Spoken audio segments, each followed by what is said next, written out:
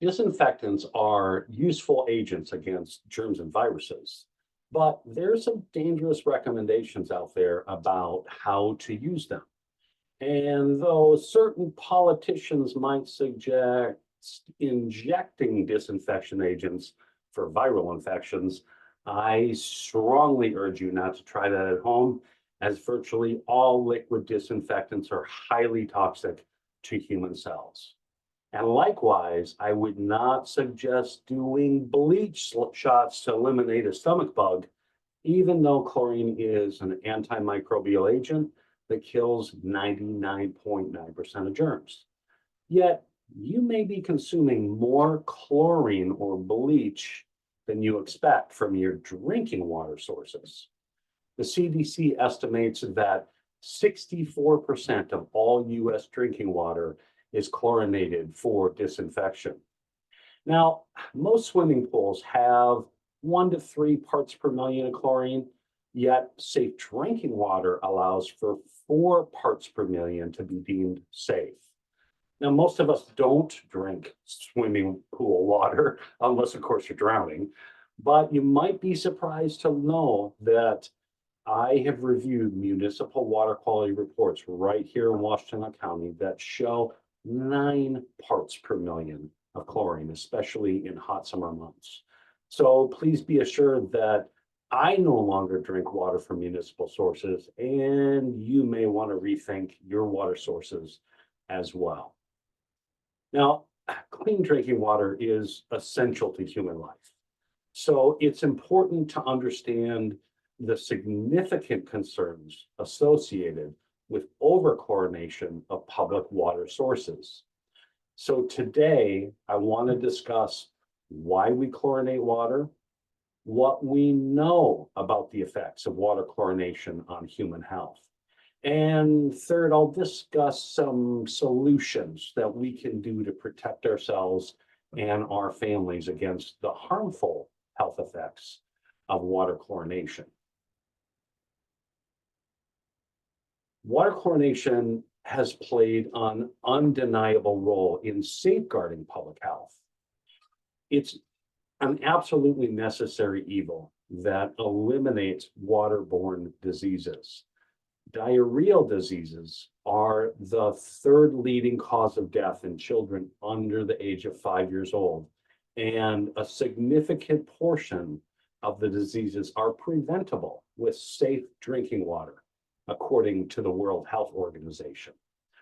So water chlorination isn't likely to change, as it's an effective tool to reduce harmful bacteria and the ensuing gastrointestinal diseases. But to better understand its impact on public health, let's look at some of the history of water chlorination. See, in the late 1800s and the very early 1900s, we had severe outbreaks of cholera and typhoid fever. And most cases were attributed to drinking water sources. In 1900, typhoid fever struck a staggering 100 out of every 100,000 people in the US.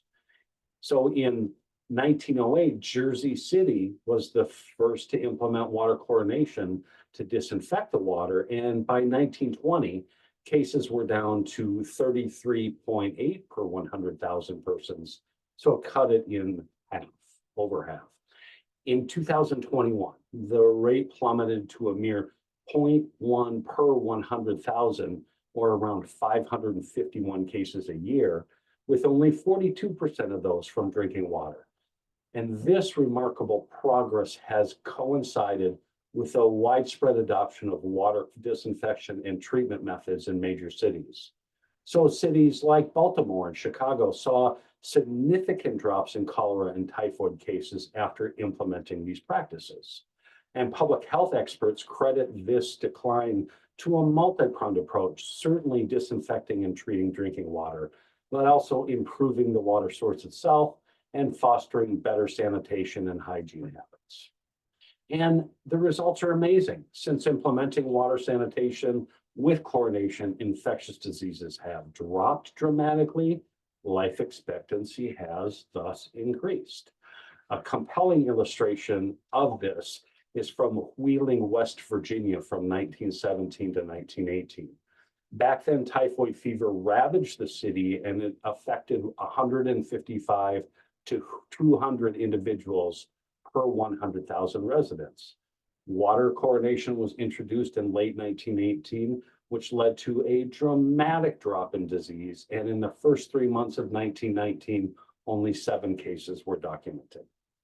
Despite the history of public health success in eliminating waterborne diseases, we also need to consider the negative impact on water chlorination has on public health.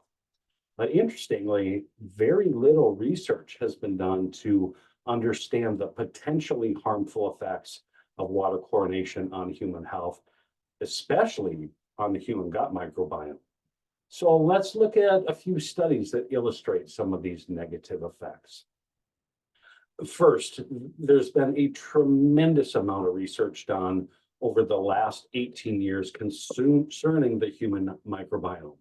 And in the 10-year review of the human microbiome research activities through the National Institutes of Health, they said that they spent over $1 billion from 2007 to 2016 on research. And the GDRE base archive now has 514,000 papers on the gut microbiome and related diseases. And all of this research indicates that having rich gut flora diversity leads to better health. However, in all of this research, precisely one randomized control trial has been done concerning the effects of water disinfection chemicals on the human gut microbiome. That one clinical trial had a very small sample size of 130 Bangladeshi children, and the chlorine concentration was very low. The study noted that water chlorination certainly reduced the incidence of diarrhea, but it increased the abundance of antibacterial resistant bacteria that can cause disease. In other words, the chlorination did alter the children's gut flora composition. Next, there have been a couple of correlation studies in humans that show that drinking water sources do impact the composition of the human gut microbiome. And it may also be an underappreciated determinant of the composition of the gut microbiome in infants and children.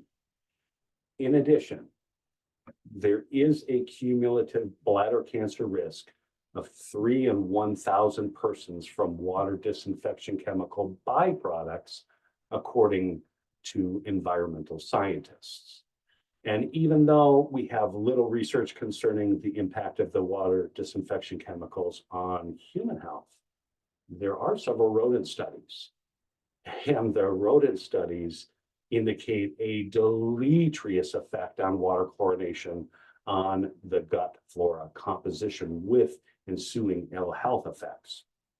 Researchers have shown that water chlorination and its byproducts can cause weight gain in mice due to an alteration of the gut microbiome.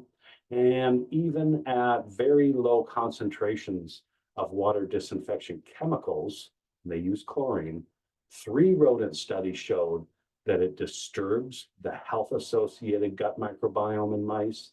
It causes an inflammatory response, which depresses the immune system, and it causes colorectal cancer tumors to develop. So before we get into what we can do to mitigate the effects of water chlorination on our health, it's important to note that rich diversity of gut flora is associated with good health. Yet we know that antimicrobial agents like chlorine are not selective in the bacteria that they kill. And we know that water chlorination changes the human gut microbiome and has a deleterious effects on rodent health. So we need to consider some changes and solutions to our drinking water sources.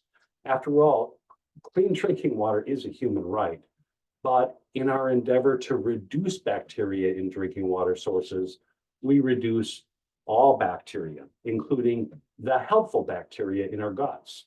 And we may very well have created a monster that is leading to other diseases like autoimmune conditions, colorectal cancer, and bladder cancer. So what can we do about it?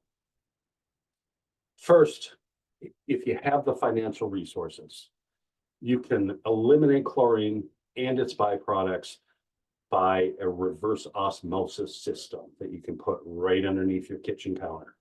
However, if you don't have the resources to purchase a system, there are reverse osmosis dispensaries in most grocery stores and sometimes in other locations in the community. Second, you can advocate for free reverse osmosis water dispensaries in your city. And this is very important if we want to reduce health disparities in impoverished communities. And lastly, you can advocate for public policy and prioritization of research concerning the effects of water disinfection chemicals on the human gut microbiome. Because right now, there's not enough research. Please contact Jacqueline Harper at the EPA, who oversees water quality research projects, by email. And you can reach her at harper.jacqueline@epa.gov. So I hope you now have a greater understanding of the purpose of water chlorination and the negative health impacts of water chlorination. And I've given you some steps here that you can take to protect yourself and your family.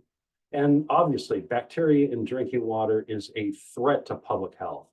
But in our zeal to sanitize it, we've created some new threats. So remember that chlorine is an antimicrobial agent that is not selective in the microbes or bacteria that it eliminates and is toxic to the human gut microbiome. So please do your part to advocate for research and for free filtered water sources in municipalities. And finally, remember, bleach is useful if you want to brighten your whites or disinfect a dirty countertop, but at all costs, don't drink it or inject it. They put a warning label on the bottle for a reason. Thank you.